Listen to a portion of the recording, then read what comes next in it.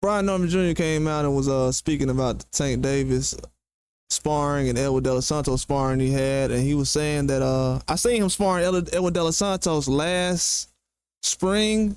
It was like earlier last year in the springtime, around this time. Might have been like March, February.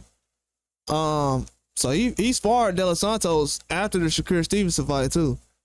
Brian Norman Jr. says that De Los Santos and Tank Davis are the two biggest punchers he's been in the ring with.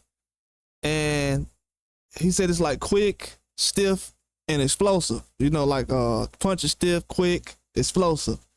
And it's like a rocket, you know what I'm saying? And I was mentioning to people recently about certain things that De Los Santos was actually saying pertaining to him and Tank Davis, similarities.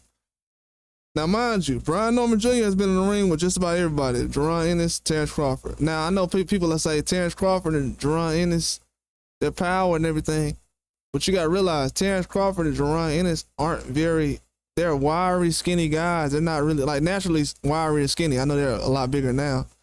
They're not really short and stubby guys whose power just come from certain areas as far as explosion.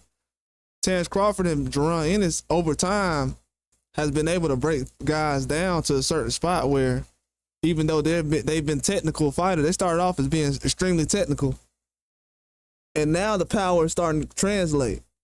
Like, they don't rely on power to be a good fighter. Not to say that De Los Santos and Tank Davis does, but they rely more on power than Jerron Ennis and Terrence Crawford does. So I definitely do believe that. Other reasons as well too. I had said some things I'm not gonna say right now. But I had said some other things that De Los Santos had brought up about the power and similarities between him and Tank Davis.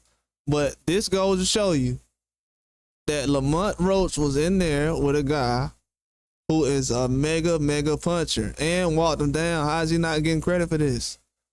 But I believe everything Brian Norman Jr. is actually saying in this, though, as far as what he's saying, because I've heard recently, as far as the weights that these guys walk around at, it would surprise a lot of people. The average fan, it would surprise them, but these ain't no small guys when they not in the ring during fight time. You know, you just ain't gonna run up on a couple of these guys and think that you're gonna have it out or something like that. You ain't gonna see too many street fights with a De Los Santos or a Tank Davis. It's just not gonna happen. Tank?